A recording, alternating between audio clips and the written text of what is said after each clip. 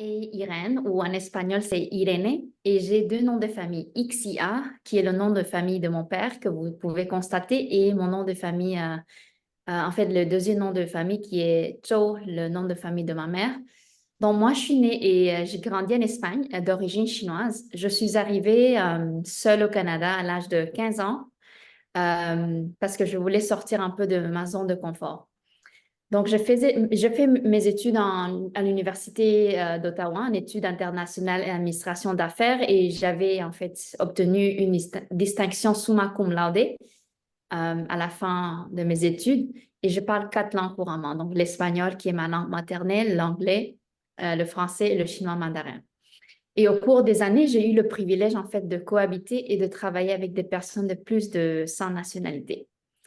Et j'ai travaillé pendant 10 ans à peu près dans le milieu corporatif, donc dans différents secteurs tels que l'éducation internationale, les ressources humaines et les technologies de l'information.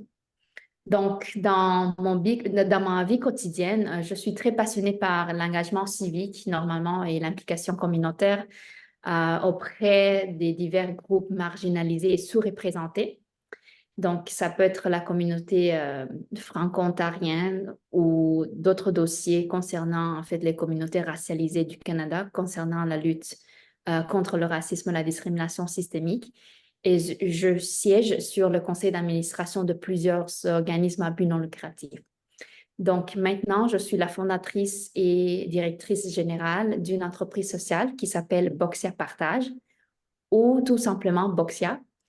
C'est une firme de consultation, en fait, qui œuvre dans le domaine de la justice, la diversité, l'équité et l'inclusion. Donc, nous aidons, en fait, les organismes à évaluer leurs pratiques et politiques autour de la diversité, l'équité et l'inclusion, ainsi que l'élaboration des stratégies et l'implémentation de ces stratégies. Donc, en général, nous donnons des formations aussi sur la sensibilité interculturelle et l'affirmation identitaire, donc qui contribue à cette lutte contre toute forme de racisme et de discrimination. Et mon équipe donc développe également des outils pédagogiques afin de sensibiliser la population sur l'héritage et la diversité culturelle canadienne. Et nous aidons également les gens en fait à explorer leurs origines, leurs valeurs ancestrales, talents naturels, leur intersection d'identité pour mieux comprendre leurs forces, appels et missions dans la vie.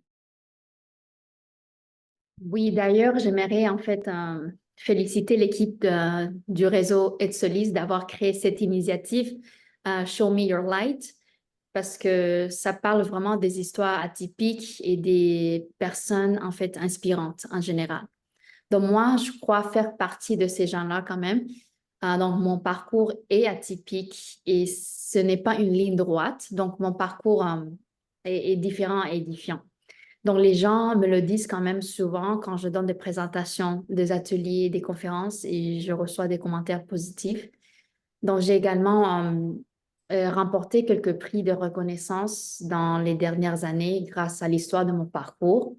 Donc, je suis lauréate du prix Jeune Entrepreneur décerné par la Société économique de l'Ontario en 2023. Et tout récemment, j'ai reçu le prix de reconnaissance des jeunes, pardon, pas des jeunes, mais des femmes et jeunes filles leaders d'Orléans 2024 et aussi finaliste du prix Bernard Grand-Maître dans la catégorie Jeune leader de l'année également cette année 2024. Donc pour moi, en fait, c'est important de continuer à partager mon histoire atypique, différente, intéressante et édifiante. Et ça fait quand même de moi un modèle pour un bon nombre de personnes. Il y en a eu beaucoup, des moments marquants, mais ils se sont passés graduellement, je dirais. Mais je pense que les étapes importantes de mon parcours font partie des actions exceptionnelles qu'on retrouve pas facilement dans la vie de tout le monde. Et c'est quand même des actions intéressantes, novatrices, créatives et originales. Ça attire l'attention des gens et certaines d'entre elles sont des pistes de solutions de problèmes que nous vivons au quotidien. Donc, je vais vous mentionner quelques éléments. Et quand vous le savez déjà, je viens de mentionner, je suis venue au Canada toute seule à l'âge de 15 ans. Donc, j'étais non seulement jeune, naïve, très innocente, mais aussi très, très courageuse. Donc ça, déjà, c'est pas tout le monde qui s'en va dans un autre pays à cet âge-là et tu connais littéralement personne. Donc, les gens sortaient et avaient des amis, mais moi, j'étais dans l'isolation, évidemment, et je pouvais rentrer dans la déviation facilement pour combler ce vide. Mais au lieu de tomber dans la dépression, j'étais plus motivée, en fait, à travailler dur pour accomplir mes objectifs et atteindre mes rêves. Deuxièmement, il est important de noter que j'ai vécu du racisme, de la discrimination depuis l'âge de à peu près 5 ans. Et même si j'ai internalisé ce traumatisme, et beaucoup, évidemment, d'entre vous, je suis certaine aussi que vous avez vécu du racisme, de la discrimination systémique, j'aimerais juste dire que ça ne m'a pas cassé, euh, malgré l'internalisation de ce traumatisme. Donc, je voulais être quelqu'un dans la vie, et évidemment, c'est un sentiment partagé par beaucoup de personnes, et je savais qu'avoir une bonne éducation pourrait me sauver. Donc, j'avais déjà un esprit fort quand j'étais enfant. Je questionnais souvent les informations que les enseignants me donnaient à l'école. Donc, l'histoire, souvent racontée par les héros, a renforcé le complexe d'infériorité et c'est une façon directe, en fait, de te dire que ben, tu n'es pas comme nous. Donc, puisqu'à l'école chinoise que j'étudiais pendant les week-ends, en fait, j'apprenais d'autres civilisations, cultures, etc. Donc, ça m'a aidé vraiment à valoriser la contribution de nos ancêtres et connaître la vraie histoire. Donc, j'avais déjà le sens de la justice sociale et je voulais être avec tout le monde. On est tous des humains et je ne savais pas comment je pouvais expliquer en fait ce que je sentais à cet âge-là. Mais depuis l'âge de 12 ans, je voulais être avocate. Et donc, c'est pour ça que je voulais sortir d'Espagne pour changer vraiment un peu d'environnement et sortir de ma zone de confort. Et maintenant, je sais que tout ce que je sentais de l'enfance se résume en 2 mots. Donc, c'est vraiment, en ce moment, je me considère quand même une citoyenne du monde et une championne de la diversité. Donc, je possède toutes les compétences mondiales et valeurs de la citoyenneté mondiale qui définissent une citoyenne du monde. Je vais vous donner quelques exemples. Par exemple, le respect des différences, de la diversité, le partage des valeurs, l'empathie, la solidarité, aussi le sentiment d'appartenance à une humanité et à un environnement commun, la créativité, l'innovation, etc. Donc, euh, pour moi, c'est vraiment important de ne pas rester dans la victimisation, mais donc au lieu d'être aigrie, j'ai décidé d'utiliser mes forces pour imposer le respect et pour me distinguer des autres. Et c'est correct, en fait, d'être unique, d'être différent. Et à la fin de la journée, je faisais jamais les choses pour faire ou pour plaire, en fait, les autres ou pour être acceptée dans un groupe. Donc, toutes ces années, je me suis vraiment battue pour être authentiquement moi-même. Et quand j'ai vécu mon expérience, en fait, dans le monde corporatif, où je ne pouvais pas être moi-même, j'ai dû faire du code switching, donc changer tout le temps mon identité pour être acceptée ou pour essayer en fait d'être acceptée. Euh, donc c'est ça, quand on est femme racialisée, jeune et tout, donc c'est vraiment difficile d'avoir une voix sur la table. Donc j'ai vraiment décidé de créer mon propre chemin en créant ma propre entreprise sociale. Donc, une fois de plus, ça prend beaucoup de courage. Et quand les gens n'apprécient pas ta voix ou ton existence, tu es vraiment forcé à être créatif et surtout à penser différemment. Ce qu'on appelle en anglais outside of the box. Donc j'ai dû vraiment faire cet exercice de découvrir qui je suis vraiment, genre l'histoire de ma famille, mon héritage culturel, mes origines, forces, prédispositions et talents naturels. Et tout au long de ce voyage d'exploration, j'ai réalisé que j'ai 3 identités. Donc, mon identité originelle, l'identité des ancêtres de mes parents, etc.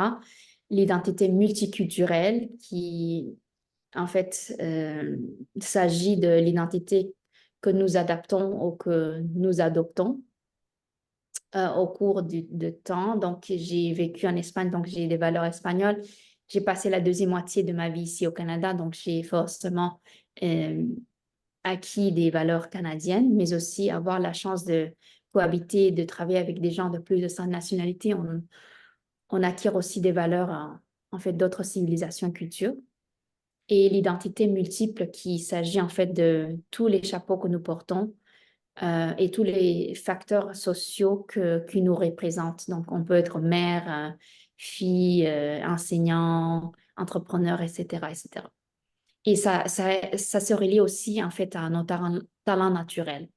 Donc, si vous avez un talent pour la danse, pour les langues, etc., ça compte aussi comme identité multiple. Et donc, j'invite tout le monde à entreprendre un voyage d'autodécouverte et nous devons savoir qui nous sommes et chercher notre véritable identité. Donc, j'aimerais juste dire que nous avons toutes et tous des forces et le plus tôt que vous faites cet exercice d'exploration de soi, mieux c'est. Et vous serez en mesure d'aligner vos forces avec vos passions et compétences de manière plus efficace. Pendant les 10 dernières années de mon service dans le milieu corporatif, j'aimerais juste élaborer un peu plus. Je me sentais malheureuse, malgré le bon salaire, les bénéfices, dont je ne pouvais pas être authentiquement moi-même parce que je ne pouvais pas amener mon intersection d'identité au travail. Donc, 50% ou plus, en fait, de mon identité restait à la maison. Donc, une fois de plus, mon opinion, mes perspectives n'étaient pas importantes. Je n'avais pas de voix sur la table. Et je me suis rendu compte que beaucoup de monde, en général, était dans le même bateau que moi. Et nous n'avons pas de réseau de soutien pour dénoncer certaines injustices. Donc, à travers mon engagement communautaire également, j'attendais aussi constamment parler des injustices que les membres de la communauté subissent au quotidien et il était temps de changer les statu quo. Et donc, c'était vraiment en ce moment-là que j'étais convaincue que je devrais créer mon propre chemin, écrire ma propre histoire, au lieu de suivre le chemin que d'autres personnes ont tracé pour moi, qui est totalement incompatible.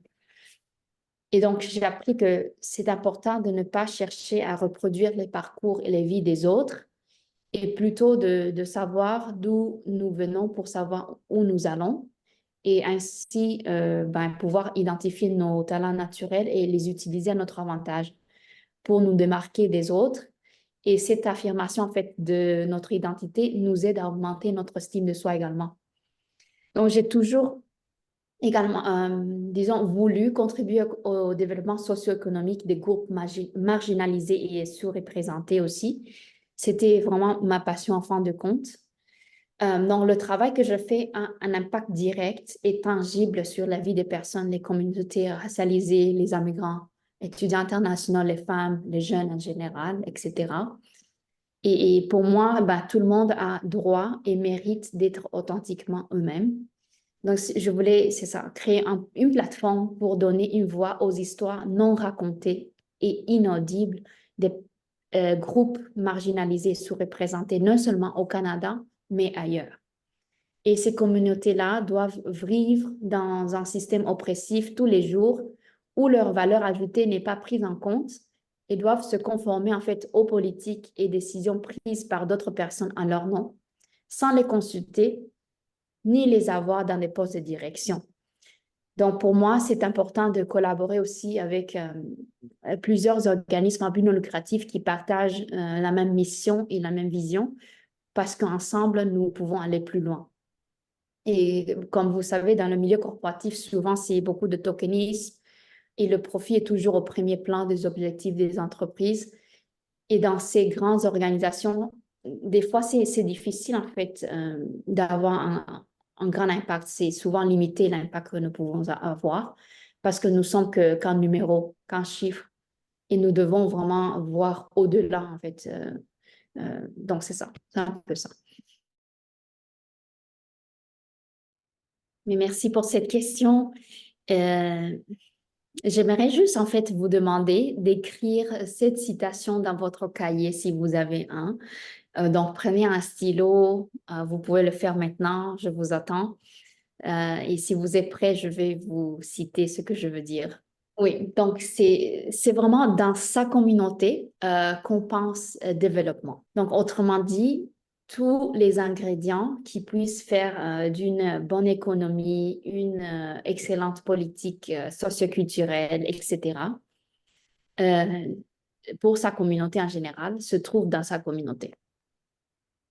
Et c'est aussi en fait dans notre culture qu'on pense développement. Donc, il ne faut pas aller très, très loin pour aller chercher des solutions très, très lointaines ou que nous ne ressemblent pas en général. Donc, nous avons beaucoup de privilèges, de nombreux privilèges au Canada, mais il y en a des gens dans d'autres parties du monde qui ne sont pas nés avec certains de ces privilèges. Et nous ne choisissons pas où nous naissons, mais chaque personne a la capacité de contribuer à un monde plus juste et équitable. Donc, chaque action, chaque pas que nous faisons va bien au-delà de notre sphère personnelle. Cela normalement transcende euh, nos vies académiques, professionnelles et surtout affecte nos relations avec les personnes qui viennent de différents horizons. Donc, pour moi, j'ai le devoir moral d'utiliser mes privilèges, mon expertise, mes compétences linguistiques et mes compétences en communication interculturelle pour combler ce besoin. Mais vous aussi, vous pouvez utiliser vos privilèges, vos connaissances, vos compétences pour contribuer à un monde plus juste et équitable. Donc, c'est vraiment un appel à l'action. Et merci une fois de plus à toute l'équipe du réseau Aide Solis pour cette invitation et je vous souhaite une très belle soirée.